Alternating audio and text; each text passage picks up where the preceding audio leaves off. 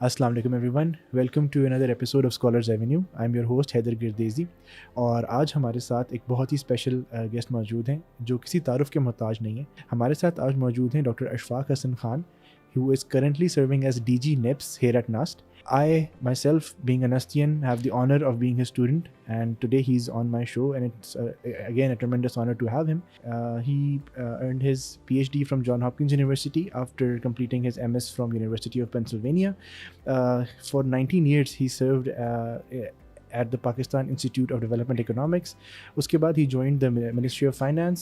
There he was an economic advisor. Uske baad he served as the Special Secretary Finance. He also served as the DG for Debt Office and the spokesman for the Government of Pakistan on economic affairs. Thank you so much for joining us today. یہ بتا ہی چکا ہوں اپنی audience کو that you have been our principal, our teacher for a very long time, and I'm among one of those people who have been lucky enough to learn from you. So welcome to the show. آج ہم generally economics کے اوپر شاید کم بات کریں, but for are audiences آج ہم بات کریں گے مور اباؤٹ کہ ڈاکٹر اشفاق حسن خان کون ہیں اور ان کی اوور آل جو لائف, ان کی اچیومنٹس, ان کی جرنی جو تھی وہ کیسی رہی. Apart from that we are also going to be talking about آپ کا tenure here at NUST, and اس میں جو ہے بیسکلی آپ کی پرسنل اور پروفیشنل گروتھ جو تھی وہ کس طرح چلی. So welcome to the show. Well begin by the first question, as you are regarded as one of the most competent authorities on economics in Pakistan. So how did this journey of yours begin? What made you choose economics as a career? What was that journey like? یہ بھی ایک accident of history میں اس کو کہوں گا. جب میں student تھا تو مجھے اکنامکس کا کچھ نہیں پتہ تھا کہ کیا چیز ہے. میں ساری زندگی جو ہے پری انجینئرنگ پڑھتا رہا. میٹرک میں میرا پری انجینئرنگ گروپ تھا, ایف ایس سی میں بھی میرا پری انجینئرنگ تھا, اور جب میں نے بیچلر کیا بی ایس سی تو وہ physics, chemistry and double math کے ساتھ کیا. ٹھیک ہے, physics, chemistry and double math. تو میں پھر انجینئرنگ کے طرف نیچرلی دیکھ رہا تھا. اسی دوران 1973 اکتوبر میں عرب اسرائیلی جنگ ہوئی. تو عرب ممالک نے جو تیل پیدا کرنے والے تھے انہوں نے آئل امبارگو لگا دیا ان ملکوں پہ جنہوں نے اسرائیل کو سپورٹ کر رہے تھے. تو جس سے دنیا میں تیل کا بحران پیدا ہو گیا. تیل کی قیمتیں 5 گنا بڑھ گئیں, اور پوری دنیا جو ہے جو نیٹ امپورٹر تھے آئل کے, وہ سارے ملک جو ہے کرائسس میں آ گئے. تو ویسٹرن ورلڈ بھی کرائسس میں آ گیا. انفلیشن بڑھ گیا, انٹرسٹ ریٹ بڑھایا انہوں نے, ان امپلائمنٹ بڑھ گیا امریکہ میں, وغیرہ وغیرہ.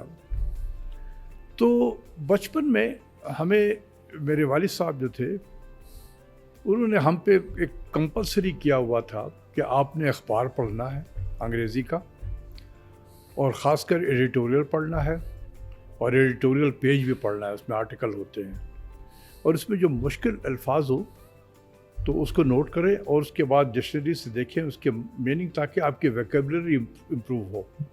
تو یہ ہے ایک بچپن سے چلا آ رہا تھا.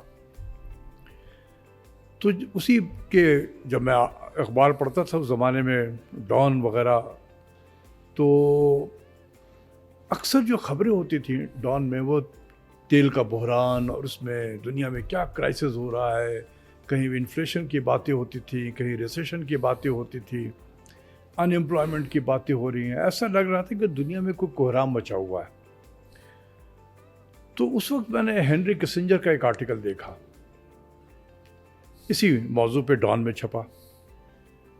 ہینری کسنجر بڑا نام تھا اس وقت انٹرنیشنل ریلیشنز میں.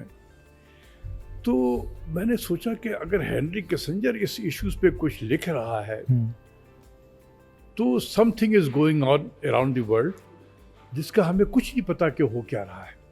ٹھیک ہے.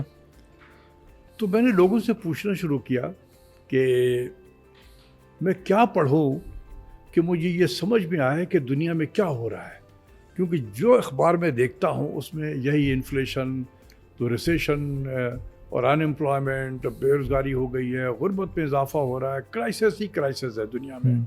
اور ہمیں کچھ نہیں پتہ چل رہا کہ یہ کرائسس ہے تو کیا ہے.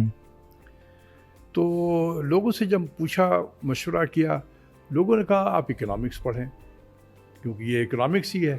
اکنامکس پڑھیں گے تو آپ کو کم سے کم سمجھ میں آئے گا کہ کیا ہو رہا ہے. تو وہ میرے اندر وہ انٹرسٹ پیدا ہوا. صحیح. ٹھیک ہے کہ اکنامکس پڑھنا چاہیے. اور اس کے بعد میں چونکہ این ڈی میں اپنے فارم وارم کے داخلے کے لیے جمع کرا چکا تھا, میں چلا گیا اکنامکس ڈپارٹمنٹ میں. ادھر ایک ہمارے ٹیچر ہوتے تھے فخر الدین ابراہیم صاحب, بڑے زبردست ٹیچر تھے.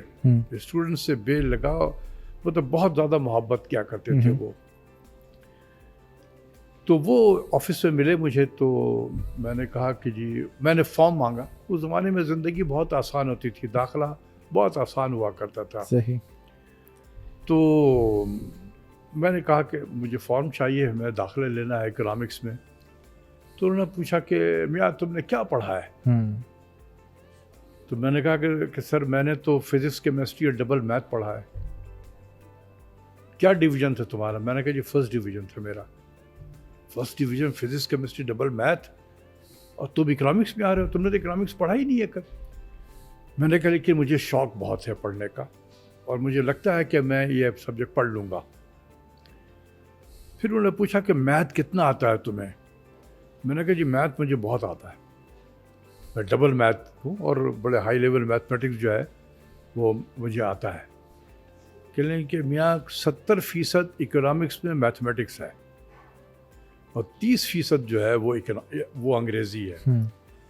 تو تم اگر 70% میں تم اسٹرانگ ہو میتھ میں تو مجھے لگتا ہے کہ تم کر لو گے. انہوں نے مجھے فارم وارم دے دیا, میں نے فارم وارم بھرا وہاں پر, اور اس کے بعد انہوں نے اس کو انڈورس کر دیا سائن وائن کر کے. اس کے بعد مجھے کہا کہ جا کے آپ جمع کرا دیں. پھر میں یونیورسٹی کے مین آفس میں گیا, وہاں جا کے میں نے جمع کرا دیا. مجھے یاد ہے کہ میں نے 51 روپیز فی دیے تھے. صحیح. ٹھیک ہے, 17 روپے پر منتھ کے حساب سے. صحیح ہے. اس زمانے میں سیمسٹر سسٹم شروع ہوا تھا. ٹھیک ہے. تو وہ 3 مہینے کا تھا, 51 روپے وہ میں نے فی جمع کرایا تھا. صحیح. So this is how I landed in economics. Sir اگر آپ اکنامکس نہ پرسو کرتے تو what was your plan B? What would have been the alternative career that you would have opted for? میرا خیال میں بھی یہ جو اکنامکس کے پروفیشن میں آنا جو تھا, یہ میرا خیال پلان سی میں کہوں گا, بی بھی نہیں کہوں گا. صحیح. صحیح. اسی لیے میں نے کہا کہ this is accident of history جس کو میں کہوں گا. صحیح. میں کرکٹ کھیلا کرتا تھا بہت زیادہ, اور اسکول ڈیز سے میں نے کرکٹ کھیلنا شروع کر دیا تھا, اور کافی میں فرسٹ کلاس کرکٹ کھیل رہا تھا. صحیح. اس زمانے میں 2 بڑے ٹرافی میچ ہوا کرتے تھے پاکستان کے لیول پہ. ایک ہوتا تھا قائد اعظم ٹرافی اور ایک ہوتا تھا BCCP ٹرافی. صحیح. وہ اس زمانے میں PCB نہیں ہوتا تھا بلکہ یہ BCCP ہوتا تھا, board of cricket control board of Pakistan. صحیح.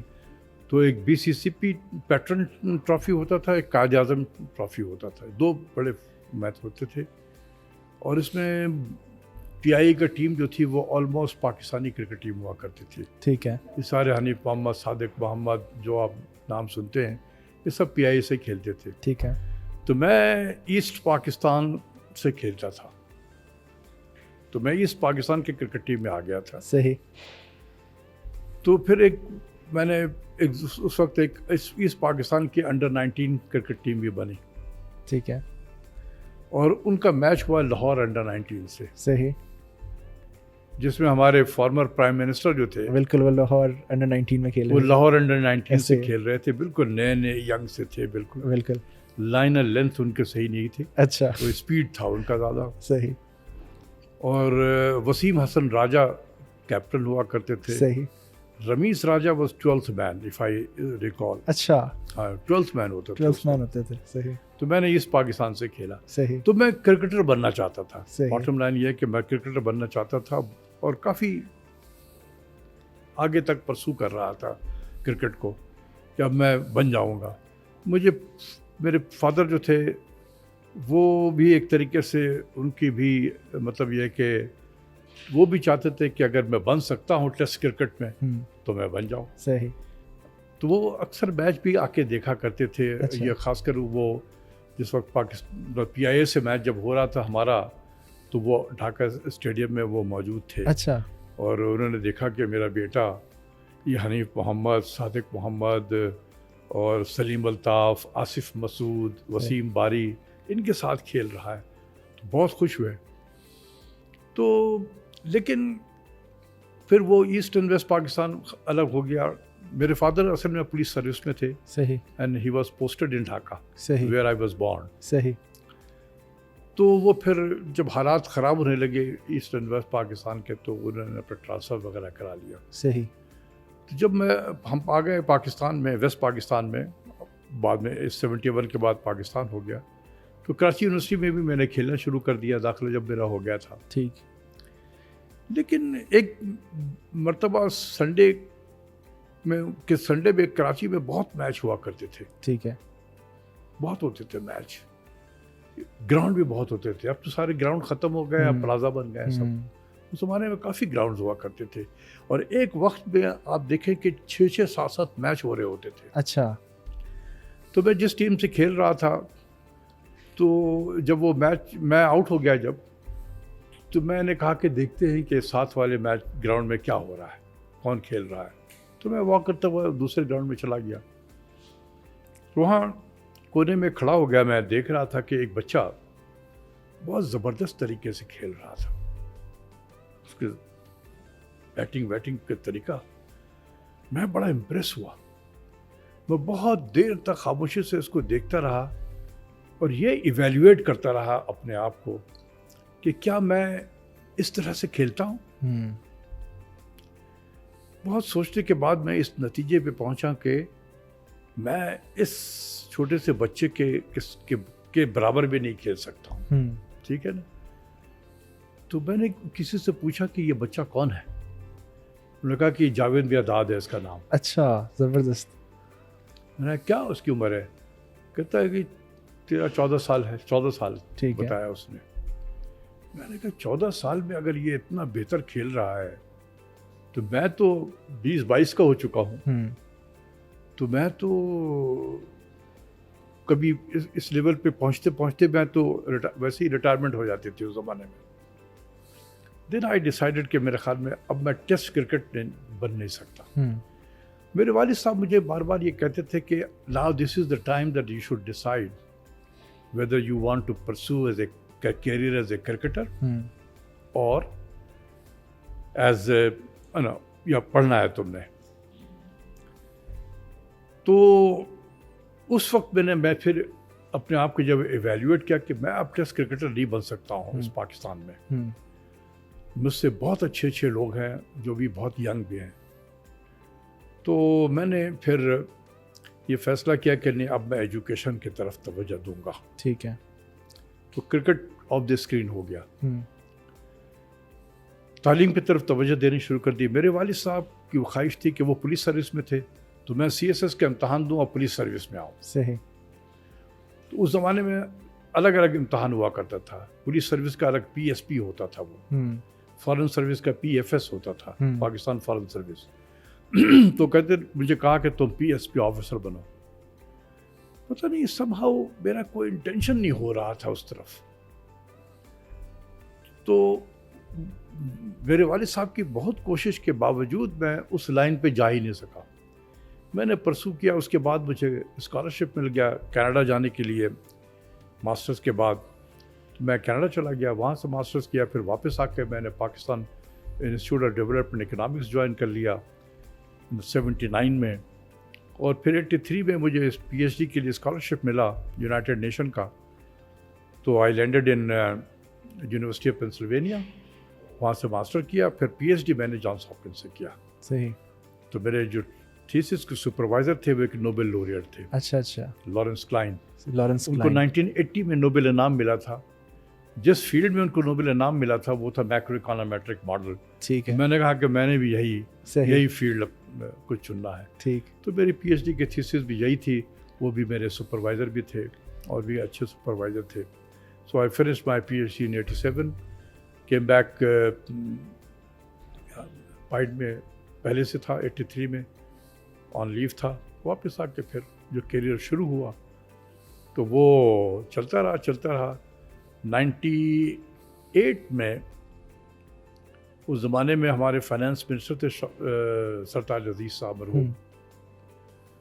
وہ مجھے بہت پیار کرتے تھے, مجھ سے پوچھا بھی کرتے تھے کہ حالانکہ میں ینگ تھا لیکن اس وقت تک کافی میں اپنے فیلڈ میں جانے لگا تھا, تو وہ مجھ سے بلا کے مشورہ بھی کرتے تھے اکانومی کے بارے میں. تو ایک دن انہوں نے مجھے بلا کے کہا کہ آپ آؤ اور اکنامک ایڈوائزر بن جاؤ منسٹری آف فائنانس میں. صحیح. آن ڈیپوٹیشن آ جاؤ. صحیح.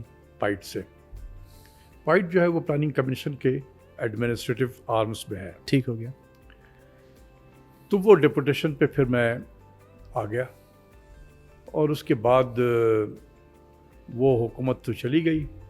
پھر جنرل مشرف صاحب کی حکومت آئی, تو میں نے یہ مناسب سمجھا کہ یہ جو لوگ مجھے لے کر آئے تھے, سرتاج عزیز صاحب اور کچھ لوگ تھے, وہ تو سب چلے گئے. تو اب جو نئی ٹیم آئی ہے, آئی ڈونٹ نو اینی بڈی, تو بہتر ہے کہ میں واپس چلا جاؤں. تو میں نے اس وقت کے جو فائنانس منسٹر تھے, آ گئے تھے شوکت عزیز صاحب, ان کو میں نے کہا کہ دیکھیں آپ نئی ٹیم آئی ہے آپ کی, تو you have every right to bring your own economic adviser. تو میں آن ڈیپوٹیشن ہوں, تو I would like to go back to my parent institution PIDE میں. تو اس وقت تک پھر وہ ان کو اندازہ ہو گیا تھا کہ میں کچھ شاید ٹھیک کام کر رہا ہوں. صحیح. انہوں نے کہا کہ بھائی دیکھیں, میں فیصلہ نہیں کر سکتا ہوں کہ آپ جائیں گے یا نہیں جائیں گے. You have to talk to general Musharraf صاحب, جو اس وقت کے چیف ایگزیکٹو تھے. بالکل. میں نے کہا سر جنرل مشرف صاحب سے میں کیا بات کروں گا, یو آر مائی باس. کہتے ہیں نہیں, وہ میرے باس ہیں.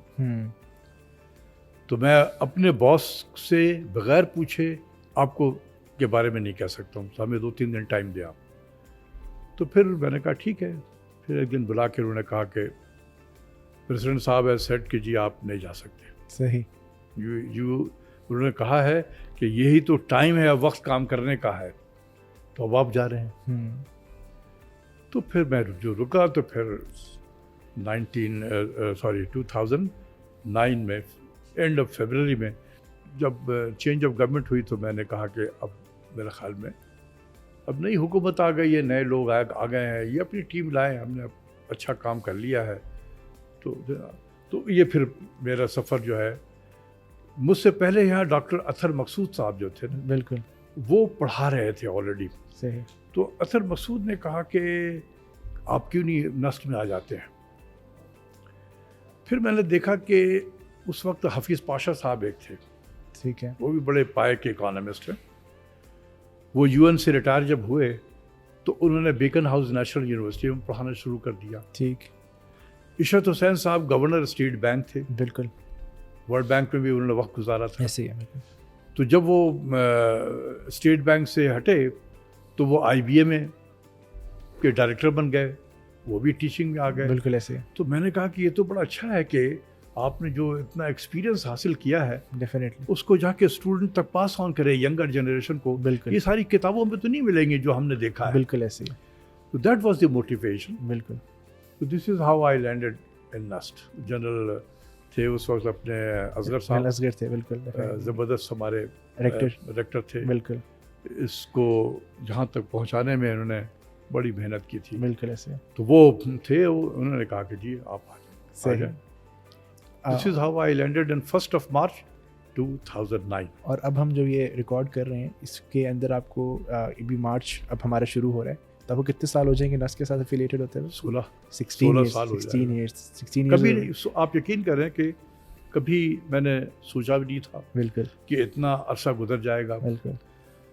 اس وقت کے جو پرو ریکٹر اکیڈمک تھے ڈاکٹر آصف رضا صاحب, بالکل, وہ ہمیشہ کہتے تھے کہ ڈاکٹر صاحب آپ تو گاڑی کو پارک کی ہے اپنی, یہاں پر پارکنگ لاٹ میں گاڑی اپنی کھڑی کی ہے, جب آپ کا کام ہو جائے گا تو پھر آپ چلے جائیں گے گاڑی لے کر.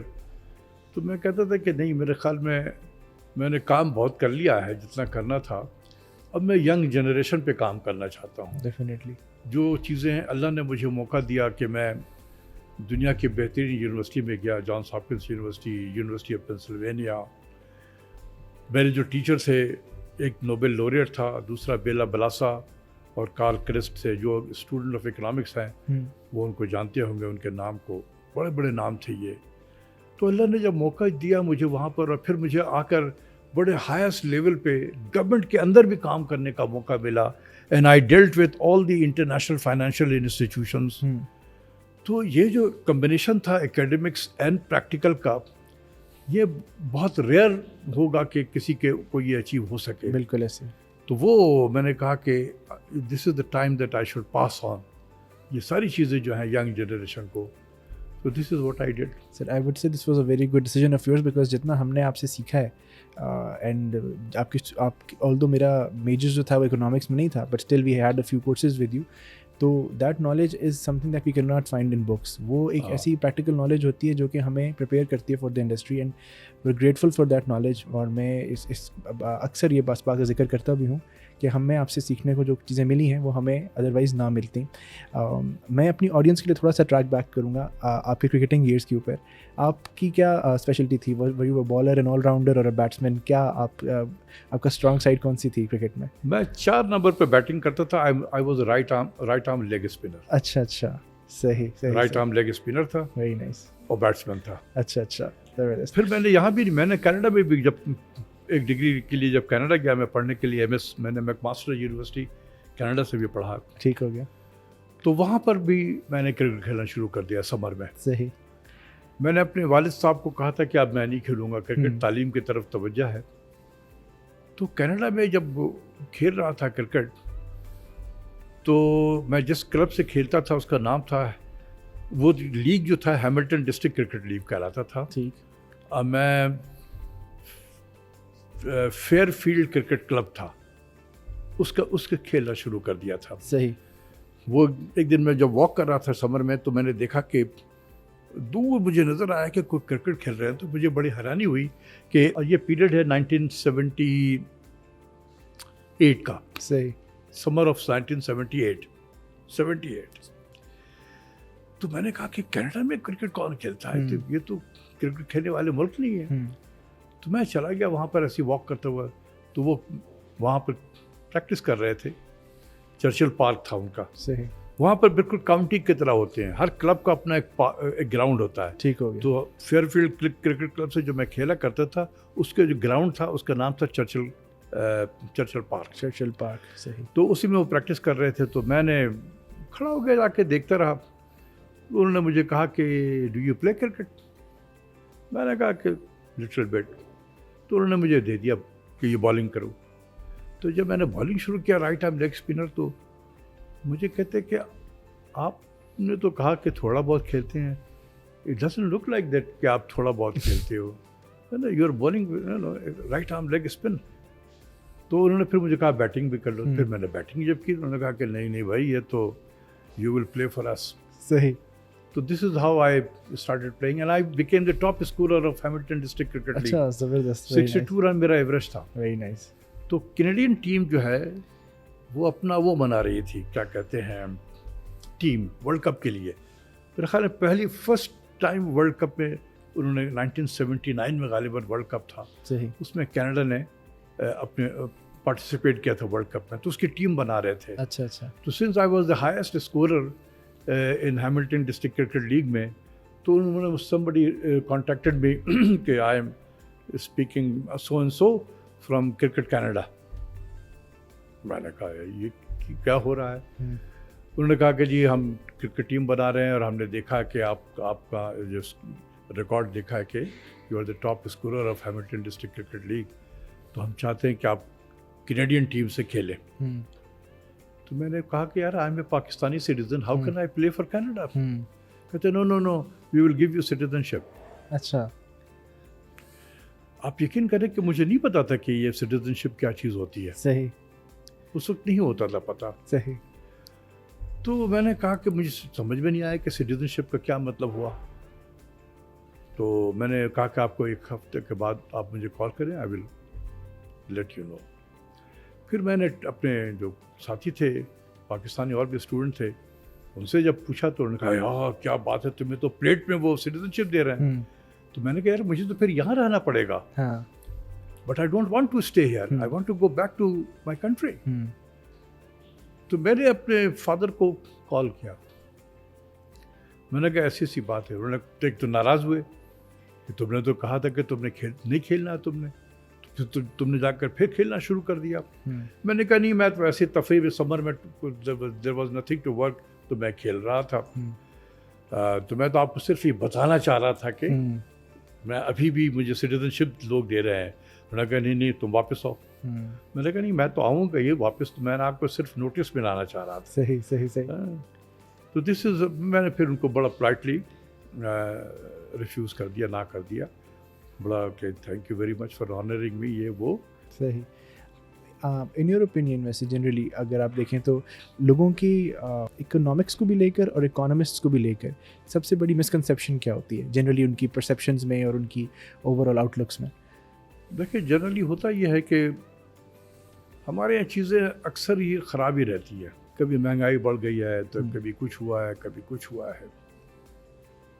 تو جو غریب طبقہ ہے وہ بڑا پس رہا ہوتا ہے, کیونکہ وہ ڈیفینڈ نہیں کر سکتے مہنگائی کے کا جو حملہ ہوتا ہے نا, اس کو ڈیفینڈ نہیں کر سکتا ہے. اس کے پاس وہ انسٹرومنٹ, ہتھیار نہیں ہے ڈیفینڈ کرنے کے لیے مہنگائی کے. تو وہ بہت کمپلین بھی کرتے ہیں, شور بھی مچاتے ہیں, اور پریشر میں بھی ہوتے ہیں. تو جب کوئی چینج آف گورنمنٹ ہو, کوئی نیا فائنانس منسٹر آ جائے, کوئی نیا اکانومسٹ آ جائے, تو ان کی یہ ہوتی ہے کہ بس اب یہ ٹھیک ہو جائے گا.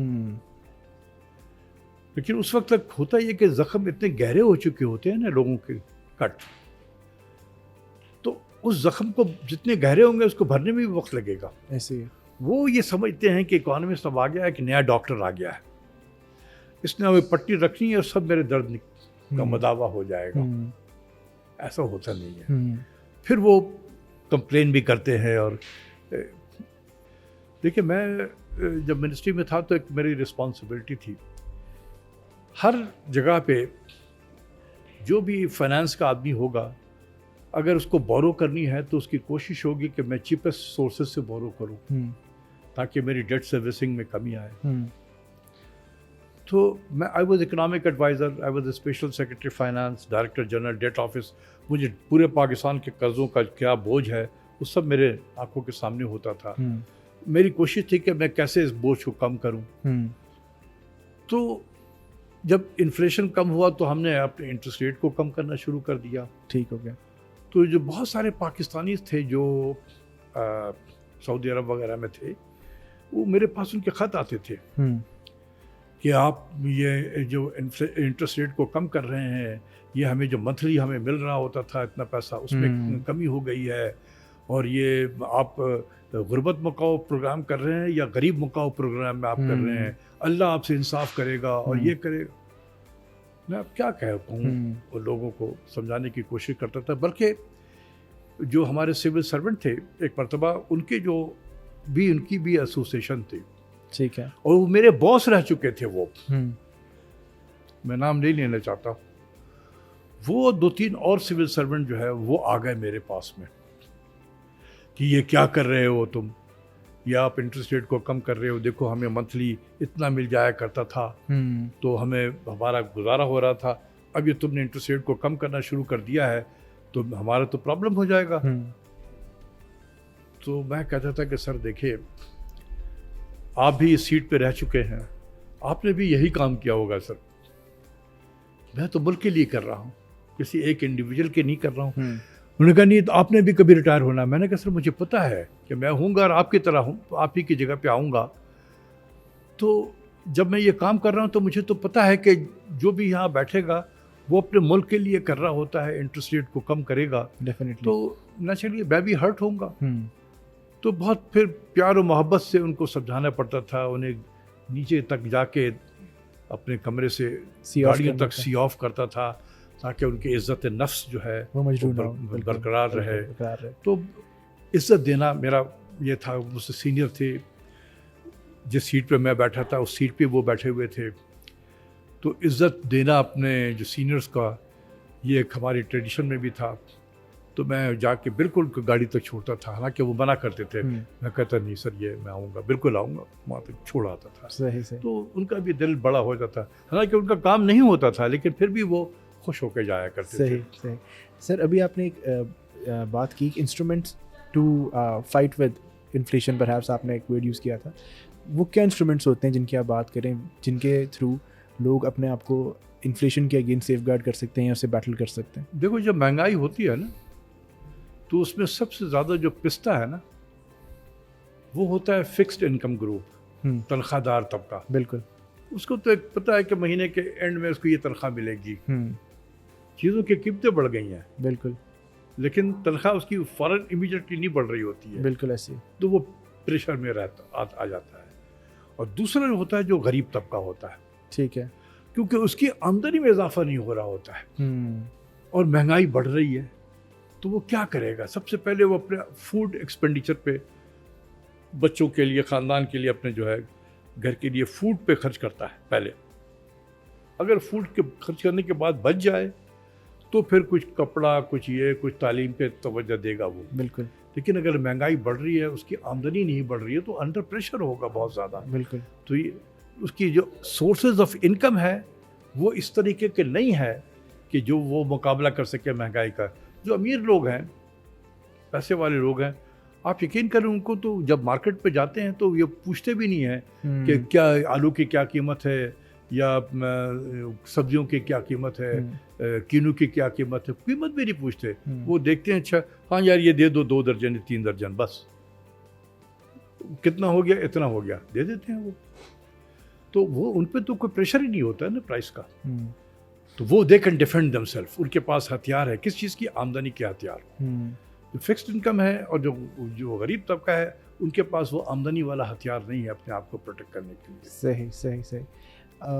کوئی ایسا، ہم ذرا نسٹ کے بارے میں بات کرتے ہیں، کوئی ایسا moment which has actually inspired you اور مووڈ یو ایٹ نسٹ جو آپ نے پچھلے اپنے 16 ایئرز میں دیکھا ہو؟ کوئی ایک انسیڈنٹ بھی ہو سکتا ہے، کوئی ملٹیپل بھی ہو سکتے ہیں. تو we'd like to know something about کہ آپ کا یہاں پر جو ایک ٹینیور گزرا ہے تو اس میں سب سے سگنیفیکنٹ ایونٹس یا ایسے ایونٹس جنہوں نے آپ کو افیکٹ کیا ہو آن اینی پرسنل اور پروفیشنل لیول، وہ آپ اگر ہم سے شیئر کرنا چاہیں تو. بہت ہوا ہے، بہت ہے. سب سے پہلی چیز یہ ہے نا کہ نسٹ بھی ایک یونیورسٹی ہے پاکستان میں اور تقریباً 240 یونیورسٹی اور بھی ہیں. تو what is the difference between NUST and the other universities? اگر مجھے ایک لفظ میں ڈیفائن کرنا ہو نسٹ کو تو میں ڈیفائن کروں گا NUST is a serious business. NUST is a serious business. Serious. صحیح. ٹھیک ہے نا. یہاں پر چیزیں یہ نہیں ہے کہ ادھر رکھ دیا یا ادھر رکھ دیا، کر لیں گے بعد میں اور ہو جائے گا، ایسا نہیں ہوتا ہے. دوسری چیز ہے کہ نسٹ میں ایک ڈسپلن ہے. سیمسٹر ٹائم پہ شروع ہوتا ہے، کیلنڈر بالکل ڈیفائنڈ ہے اور ٹائم پہ ختم ہوتا ہے.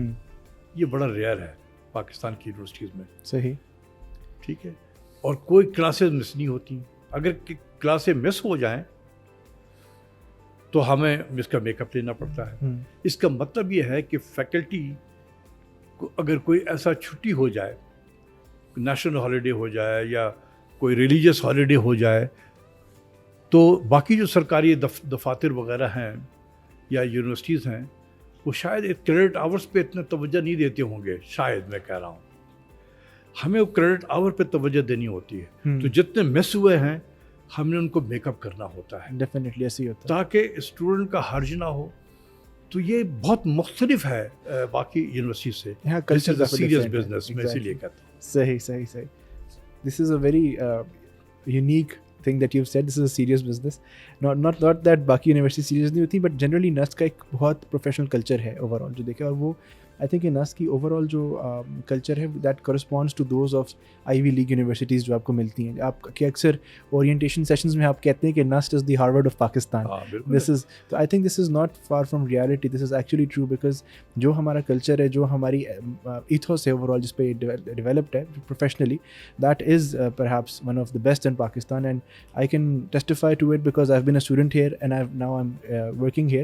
So I've seen both sides of the coin and I can clearly testify that this is one of the best you can get in Pakistan. دیکھیں پاکستان میں اتنی ساری یونیورسٹیز ہیں، اس میں آپ اگر نمبر 1 ہیں رینکنگ میں. Yes.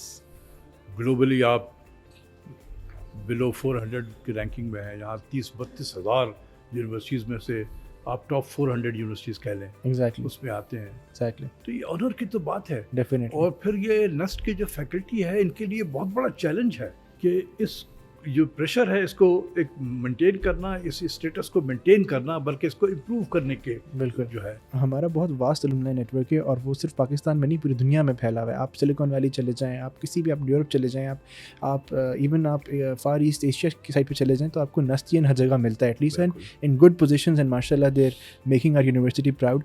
اس سے ایک اور میرے مائنڈ میں ایک سوال آپ کے لیے آ رہا ہے, since you are perhaps one of those faculties جنہوں نے جنریشن کو پڑھایا ہے. 16 years is a long time. آپ کی اپنے اسٹوڈنٹ سے اب کیا ایکسپیکٹیشنز ہیں, now that they are out in the field, they are professionals, so what are your expectations of them, اور ان کے لیے آپ اگر کوئی میسیج دینا چاہیں ان کو تو what would that message be? دیکھیں, وہ ہم نے ان کو یہی سکھایا ہے کہ دیکھو ہارڈ ورک ول آلویز پے. تو ایک تو ہارڈ ورک کرنا ہے, پاکستان کے لیے کام کرنا ہے, کیونکہ پاکستان ہے تو سب کچھ ہے. بالکل. اس میں کہیں پر اگر کمزوری ہے, خرابی ہے, تو آپ کو اللہ نے موقع دیا ہے, جہاں بیٹھے ہوئے ہیں آپ بیٹھ کر اس پاکستان کو بہتر کرنے کے لیے کام کر سکتے ہیں. دوسری چیز یہ ہے کہ جو اپنے پیرنٹس کا ضرور خیال رکھا کریں, اور نسل کا جو ایک چیز تھا ڈسپلن, وہ ڈسپلن مینٹین کریں. بس یہ میں کہوں گا. What are 3 qualities in your opinion جو ایک انڈیویجول میں ہونی چاہیے that would set them up for success؟ اگر انہوں نے سکسیزفل بننا ہے تو 3 main qualities, ٹاپ 3 جو آپ کی ہیں وہ کیا ہو سکتی ہیں ان کے اندر؟ سب سے پہلے یہ ہے کہ سیلف ایویلیویشن. آپ اپنے آپ کو ایویلیویٹ ضرور کرتے جاؤ زندگی میں کہ کیا میں ٹھیک کام کر رہا ہوں, is any thing wrong with me. اکثر میں نے دیکھا ہے کہ ہم دوسروں کو الزام دے دیتے ہیں, ہم یہ نہیں دیکھتے کہ میرے اندر بھی تو کمزوری ہے, ہم کیوں نہ اپنے کمزوری کو صحیح کریں. تو زندگی میں ہمیشہ سیلف ایویلیویشن ضروری ہے اپنے کیریئر میں, کہ جو میں کام کر رہا ہوں ٹھیک کر رہا ہوں, یا میرے اندر کوئی کمی ہے تو اس کو دور کریں. دوسرا یہ کہ ہارڈ ورک, پرسیورنس, لگے رہو. آج کامیابی نہیں مل رہی, کل مل جائے گی. یہ 2-3 یہ میں نے کیا تھا, وہ آپ یہی میں اپنے اسٹوڈنٹ کو بھی کلاس میں بھی میں بتاتا رہتا ہوں. Sir do you have any passion projects, any hobbies? Economics تو آپ کا چلیں پروفیشن بھی ہو گیا اور انٹرسٹ بھی ہے, پر اس کے علاوہ do you have any hobbies اور پیشن پروجیکٹس جو آپ آن اے ریگولر بیسس جس میں انگیج کرتے ہیں؟ دیکھو, مجھے میوزک کا بہت شوق ہے, سننے کا. صحیح. وہ میوزک جو ذرا سیمائی کلاسیکل ہو, پرانے والے جو ہیں, صحیح, غزل وغیرہ, صحیح, یہ میں ہر روز سنتا ہوں. صحیح. واش روم میں, یہ میں بتا دینا چاہتا ہوں, that is the best place. Wash room is the best place for your thinking. صحیح. میں جب پی ایچ ڈی کا اسٹوڈنٹ تھا تو بہت سارے جو میں نے کام کرنے ہوتے تھے, اور میں نے وہ اپنے واش روم میں ایک کاغذ اور قلم بھی رکھا ہوا ہوتا تھا. صحیح. تو اس وقت کام آپ کا ذہن جو ہے وہ کام کر رہا ہوتا تھا کہ اگر میں نے اس ویریبل کو نکال کے اگر یہ والا ویریبل ڈال دیتے ہیں تو کیا ہوگا اس کا امپیکٹ. تو فوراً جو ہے میں لکھ لیتا تھا اور جا کے پھر میں وہ کرتا تھا اس کو اس طریقے سے. تو آئیڈیاز جو ہے وہ وہاں واش روم میں آتے تھے. صحیح. ٹھیک ہے, دس از دا بیسٹ پلیس. آپ لوگوں کو حیرانی ہوگی یہ سن کے. اور پھر وہ میوزک بھی اگر ساتھ لگا ہوا ہو تو اتنا اچھا ماحول ہوتا ہے.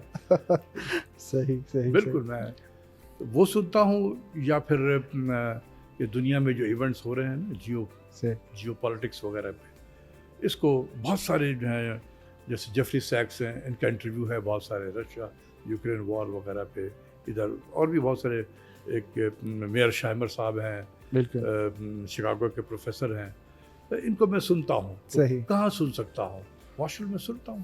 اپنا شیو بھی کر رہا ہوں, برش بھی کر رہا ہوں, وہ سن بھی رہا ہوں. اچھا اچھا. کبھی میوزک سن رہا ہوں, کبھی ان کو سن رہا ہوں. صحیح صحیح صحیح.